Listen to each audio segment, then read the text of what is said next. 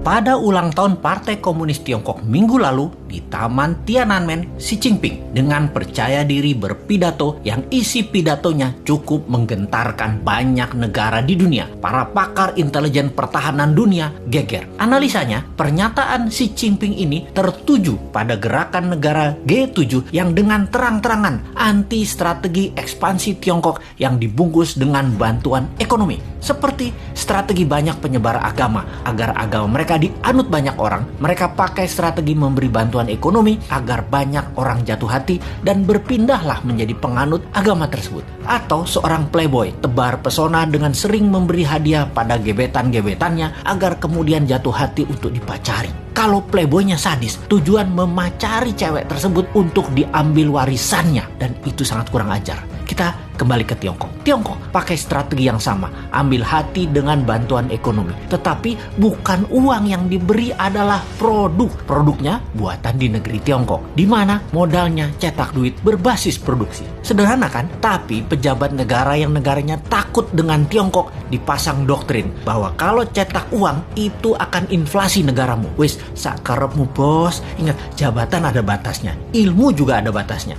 Hanya kebodohan yang ada batasnya. Nanti New Mind pakai strategi sama, memberi. Kalau sekarang kita lanjut dengan G7 yang anti strategi Tiongkok dan akan mempunyai program B3W yang menyediakan anggaran 10 kali anggaran Tiongkok ekspansi ke luar negeri. Kalau New Mind jadi, kita nggak pakai keduanya, kita main sendiri. Wis, pinter kalau urusan dalam negerinya. Ke luar negerinya, kedua pihak G7 dan Tiongkok kita mainkan. Lalu Xi Jinping mengatakan akan melakukan 3 hal. Memenggal kepala negara yang melawan dan membuli dan membuat masalah dengan Tiongkok. Tiongkok akan membangun 100 silo. Silo adalah tempat peluncuran nuklir warhead roket. Kemudian akan mengambil secara utuh kembali, yaitu Taiwan, Macau, dan Hong Kong. Ini agresi militer niatnya. Biden, pemimpin Amerika, gemetar. Dan Biden mengajak Tiongkok, Rusia, dan Amerika untuk membuat pertemuan 3 negara. Di sini, perebutan global power mulai dicanangkan. Ini serius. Kalau Anda nasionalis dan patriotis NKRI garis lurus, kita membahas negara mulai dari sini. Kita menengok sejarah dunia dalam masalah perekonomian dunia. Tiongkok sejak 3000 tahun yang lalu adalah wilayah perdagangan dan produsen terbesar di dunia. Di zaman Bizantium, Konstantinopel, ada Alexandria misalnya. Banyak lagi wilayah yang sudah lengkap bentuk negaranya dan makmur. Semuanya berdagang dengan Tiongkok. Baru dalam 200 tahunan ini, Tiongkok kalah dagang dengan dunia barat karena kemajuan teknologi yang pesat di Eropa dan Amerika. Hingga Amerika kemudian